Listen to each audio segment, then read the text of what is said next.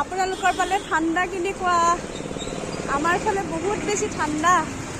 এয়া চবে মানে কিবা ঠাণ্ডাত জুই ফুৱাই আছে আৰু মই দেখাই আছোঁ ভিডিঅ'টো, শেষলৈকে চাব। একদম পুৰা জুই ফুৱাই আছে চবে। গুৱাহাটীত বহুত ঠাণ্ডা পৰিছে, নন ষ্টপ 3 দিনমান হ'ল, বহুত বেছি ঠাণ্ডা। কোনে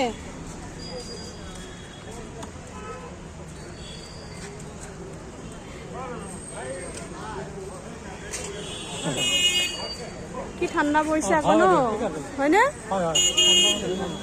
হা, মানুহবোৰে পুৰা ঠাণ্ডাত থাকিব নোৱাৰি।